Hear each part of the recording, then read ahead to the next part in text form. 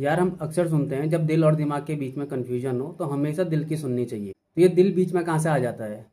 भाई ये केवल एक मेटाफर है। हमारा दिल कुछ सोच नहीं सकता, वो केवल पूरी बॉडी में ब्लड को पंप कर सकता है। तो क्या दिल से सोचने समझने वाली बात केवल एक मिथ और इलॉजिकल है?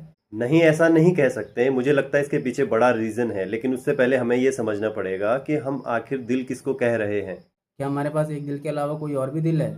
नहीं यार, दिल तो एक ही है, लेकिन उसका कनेक्शन हमारी कॉन्शियसनेस में डीपेस्ट लेवल तक है, जिसको हम प्योर कॉन्शियसनेस या फिर शुद्ध चेतना कह सकते हैं। एक्चुअली में जिस कॉन्शियसनेस को हम जानते हैं वो हमारे माइंड की बहुत सुपरफिशियल कॉन्शियसनेस है, जिसको हम इंटेलेक्ट भी कह सकते हैं। हम कभी अपने प्योर कॉन्शियसनेस को जान ही नहीं पाते हैं, क्योंकि हमारे माइंड में थॉट का मूवमेंट, इमोशन का फ्लो और नॉलेज की एक लेयर दीवार की तरह काम करती है, जो हमें कभी जानने ही नहीं देती अपनी प्योर कॉन्शियसनेस को। तो क्या हम उस प्योर कॉन्शियसनेस या शुद्ध चेतना को ही दिल कह रहे हैं? नहीं, हम उसको दिल भी नहीं कह सकते, क्योंकि हम नाम केवल उन चीज़ों को देते हैं जैसे पर्सन, प्लेस, थिंग, या वो चीज़ जिनको हम अपने 5 सेंसरी ऑर्गन से सेंस कर सकते हैं, या कोई ऐसी चीज़ जिसकी हम कल्पना कर सकते हैं। लेकिन जब हम उस प्योर एनर्जी की बात आती है, हम इसमें से कुछ भी नहीं कर सकते हैं, ना हम उसकी कल्पना कर सकते हैं। इसलिए हम उसको कोई नाम भी नहीं दे सकते। यार क्वेश्चन तो अभी भी वहीं का वहीं है कि आखिर ये दिल कहाँ से आया? भाई हम जिंदा हैं, इसका क्या प्रूफ है? इसका यही प्रूफ है ना कि हम रिस्पॉन्स कर सकते हैं, हम उठ सकते हैं, बैठ सकते हैं, चल सकते हैं, यानी कोई ना कोई मूवमेंट जो हमारी बॉडी में हो रही है। इसके लिए रिस्पॉन्सिबल होता है हमारा नर्वस सिस्टम। हमारे नर्वस सिस्टम का काम करना ही हमारे जिंदा होने का प्रूफ है। लेकिन हमारे नर्वस सिस्टम का एक ऐसा हिस्सा होता है जिसको कि ऑटोनोमिक नर्वस सिस्टम कहते हैं, जिसकी रिस्पॉन्सिबिलिटी है वो काम करना जिन पे हमारा कोई डायरेक्ट कंट्रोल नहीं है।